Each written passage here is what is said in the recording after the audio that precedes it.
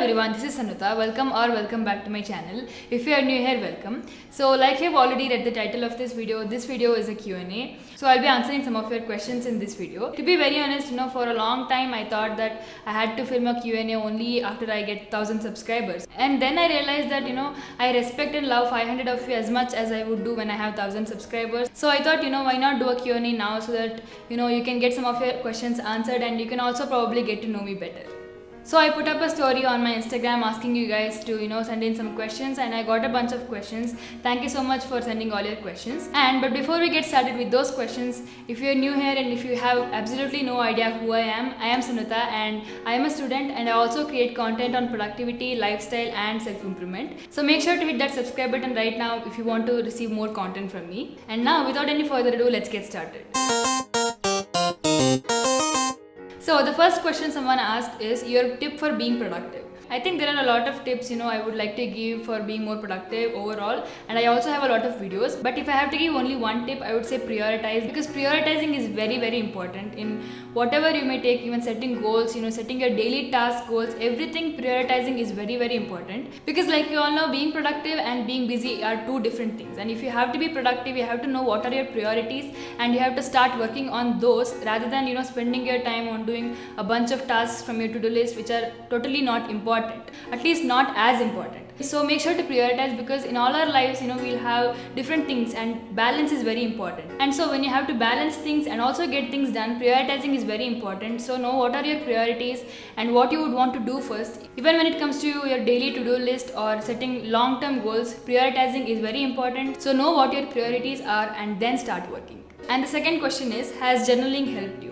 Yes, absolutely. I wouldn't really talk so much about it if it was an utter waste of time, right? Journaling has definitely helped me and made me a better person in the long run, because I've been journaling for almost, I would say, 2 years now. Even more, but I was not really consistent with that. And journaling has definitely helped me know myself better and reflect on a lot of things and get some questions answered by myself. But one thing I would like to say when it comes to journaling is, if you want to journal, please start journaling right now, but don't focus only on the results. Don't do it just because you want to feel better right now, because it definitely doesn't always give short-term results. Because there are times when you end journaling and you complete journaling and you still have some questions unanswered, and that is totally okay, because in the long run you can definitely use journaling to reflect. You can get some of your questions answered, but it might not always help you to get those questions answered right then, and that's totally okay. Just remember this, because a lot of people think like, I journal and I get all of my questions answered right then and there itself. No, sometimes you can even end up getting a lot more questions.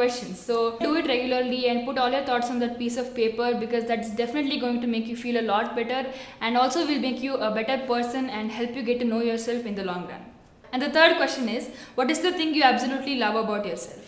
This is a really good question. I think if I have to say one thing that I really love about myself, I would say that I am grateful for all the things I have. Gratitude was not really a part of my life for almost 2 years ago. I didn't, realize what gratitude was, how, one can practice gratitude and one can feel grateful. I had the concepts of being happy with, what I had, but still, I wasn't really grateful enough. But I think once I started being grateful for everything I have, there's a lot more positivity in my life and in myself. So yeah, I think the fact that I am grateful for everything around me and everything I have is a thing I really love about myself.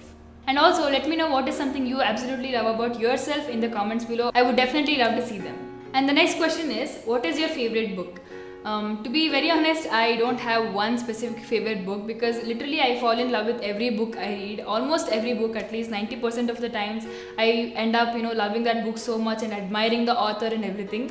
So I don't have one particular book. I have a lot of books I really love, and most of them are self-help books, obviously. So I'll probably make a video on my favorite self-help books. Keep an eye on that. And the next question is, why is it so difficult to get a job?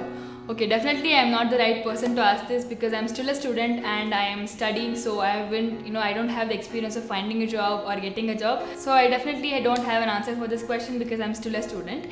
Which leads us to the next question, which is, what is your academic status? So I'm studying 12th grade, or second year of my pre-university, and I am a commerce student. And the next question is, hey dear, I am doing good at YouTube but terrible at Instagram. Can't cope up with giving best to both. So this is something I suffered as well myself, at the starting, because when I created my Instagram account, I literally didn't create it to put out content. I had no idea that I would be doing what I'm doing right now. But as soon as I found my love about creating content, creating designs, I started creating content on Instagram as well. But there was some point where I found it really difficult to manage both, because YouTube is something I love to do as well, but it takes a lot of effort than Instagram. But your question says you're actually doing good at YouTube but not on Instagram. But before I give any suggestions to cope up with both, I would like to say that it's totally okay if you can't cope up with both, maintaining both social media platforms, because I think in this hustle and grind culture and world, it feels like I have to do that, I have to do everything. But if you think you can't do something at some point, that's totally okay. I'm not saying give up on something, I'm just saying take it at your own pace. And even if you can't cope up for a few days, that's okay, take it slow. Because almost for 1 year on Instagram, I was very inconsistent on Instagram. I used to barely post something on Instagram, but now I have started to balance both YouTube and Instagram well. But of course I fall out on being consistent on YouTube sometimes. But yeah, with what I have experienced, I think one tip I would like to give for you to manage both Instagram and YouTube, which is to repurpose content. This has been a life-changing thing for me, because repurposing content can be really helpful. Because like you said, you have a YouTube channel, try to repurpose that content into Instagram. If it's a repurposable content, definitely do that, because there might be different audience for the same content you put up on YouTube and on Instagram. So definitely repurpose some content, because it has helped me a lot in saving time and also being consistent on Instagram. I hope this helps you. Definitely consider repurposing your content and let me know if it helps you. And moving on to the next question. This is a question from my junior, and she asks, Akka, what's so special in those books that you're so connected to it?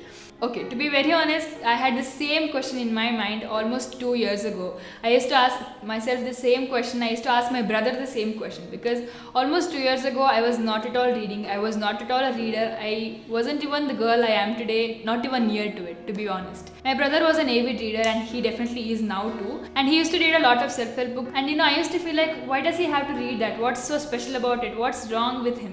I couldn't understand why he was reading those books. And of course I used to ask him why he is reading those books, and I would ask myself, what's wrong with him that he's reading those books? Can't he just read the college or school books?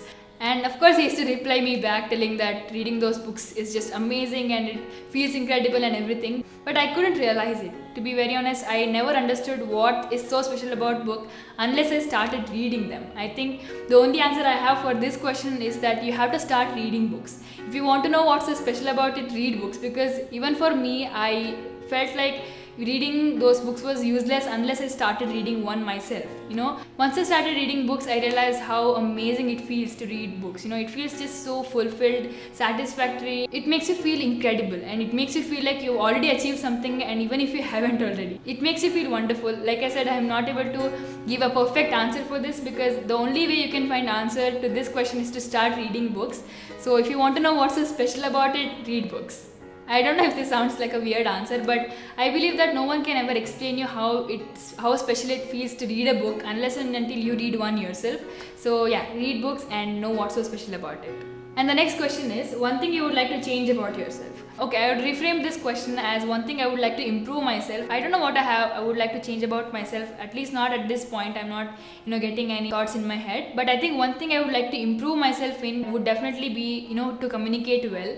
Because I'm this person who is not really good at, communicating with other people. And that would probably be because I'm an introvert. But nonetheless, I really want to improve my communication skills and talk with full confidence. So this is definitely something I would like to improve myself in. Moving on, the next question is, talk us through your video creation process and the time it usually takes. Okay, this is a really good question. So basically for my video creation process, for a video to be uploaded on YouTube, there are three main process or three main steps or stages or whatever, which is scripting, filming and editing. So these are the three main steps involved. For scripting, I almost take about 30 to 45 minutes is the max. If I sit with focus, I can definitely complete it in about 30 minutes. So scripting takes that much. And next is filming. Filming almost takes me about 1 hour. That is the maximum I take for filming any video. Of course, vlogs, you cannot really determine the amount of time it takes, because I have to keep taking the camera and talking, especially when I'm filming videos like day in my life and all of that. It takes up a lot of time. It's definitely not 1 hour. I don't know how much it adds up to, but talking about sit down videos, it takes about 1 hour, maximum 1.5 hours. So that is how it takes for filming. And next, coming to editing, this is where I spend most of my time, because to edit a sit down video itself, I take almost 2.5 3 hours. Only for a sit down video I take that much time. It's a lot of time. I feel like sometimes I still have to get better at editing. I still have to speed up my process of editing. I'm doing that right now. So for editing I almost take about 2.5 3 hours, and if it is a vlog it takes even more, because editing a vlog is a little complicated for me than editing a sit down video obviously. So almost altogether it ends up being 4.5 or 5 hours for a small video to go out on YouTube. It definitely takes up a lot of effort and time, and when it comes to editing I take up a lot of time, but it definitely doesn't ever feel like to me like I'm wasting those 3 hours. I really enjoy editing. So this process takes up a lot of time and effort. So like you saw, it takes almost 4.5 or 5 hours. And the next question is, how did you deal with toxic friendships? Okay, to be very honest, I don't think I'm the best person to ask this question, because I learned it the very hard way to deal with toxic friendships, or I even didn't realize that I was with toxic friends for a long time. But yeah, with what I have seen and experienced, I think the one thing is that you have to realize who your toxic friends are in the first place, because that's where most of us fail. And once you know that, you can actually take some steps. So one thing I would like to say is to set boundaries. This is very important, because once you're in middle of those kind of people, it often gets too difficult for you to set boundaries, because they start to question you. What's wrong with you? Why aren't you being with us? And all of that, But you cannot really say that I've realized I'm in between toxic friendship, right? That's the reason, set boundaries, know what your values are, and also value yourself and your beliefs. That's the first step, because especially when we are around those kind of people, we often end up not valuing ourselves enough, and we start to become people pleasers. That's the reason, know what your values are and trust in yourself, and more importantly, start focusing on yourself than focusing on them. Start focusing on growing, start focusing on working on your dreams, because that's definitely a better place to be. And the next question is, how does it feel like to be so tall? I know how it does, but still. Okay, this is a question from my close friend on Instagram, and we usually have these conversations about being tall, because we both are. But anyways, answering this question, I think being tall is definitely great. I don't say I hate being tall, because I accept myself just the way I am. But being tall is as good as it is and as amazing as it is, unless someone starts to haunt you with their words saying, why are you so tall? How are you so tall? All these questions start to arise, because even though we don't want those words to affect us, it still does. I don't really like when people talk about anyone's physique, especially. It's not just tall. People have this really weird habit of judging, or just commenting on other people's looks or physique, and that's when things get a little awkward, honestly. Otherwise, being tall is definitely great.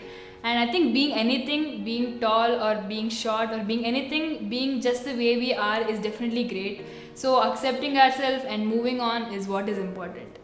And the next question is, please recommend a self-improvement book to start with. To start with, I would definitely recommend you to read either Monk Sold Ferrari or The Four Agreements. Both are really good books for beginners, because the language is very simple and it is very easy to understand, but there is so much knowledge and wisdom you can grab from that book. So definitely consider reading either of these books. And the next question is, ever felt inferior or not so good enough and doubt yourself? If yes, how do you deal with it? I definitely feel this way. I think every human does, because no matter how much work we do or how much satisfied we are with ourselves, there will always be some point where we start to doubt ourselves and we feel not good enough. And of course I feel the same sometimes. And I think the one way I deal with this is to take a break and journal, because sometimes you can't just escape these days. There will always be days when you feel like this, and there's also not always some perfect solution for this. So I definitely take a break. I put all of my thoughts in the journal, and this definitely helps me a lot, because even if I end up feeling not the best, it will definitely help me to feel better about myself, and I realize that this is just a black cloud that will pass by. And the last question is your favorite podcast recommendations. To be very honest, I don't listen to a lot of podcasts. I am a person who loves to watch YouTube videos over listening to podcasts. So I'm not really that person who regularly listens to podcasts. I do listen to them, but not very often. But with what I have listened to, I think I would like to suggest two podcasts. One is the Daily Mastery podcast by Robin Sharma. That is definitely a great podcast to listen to. And the other one is the Unveiling Reality podcast by my friend Anjali. And that is a great podcast. You get to listen to a lot of content related to self-love, self-improvement, and there's just so much relatable content in her podcast too.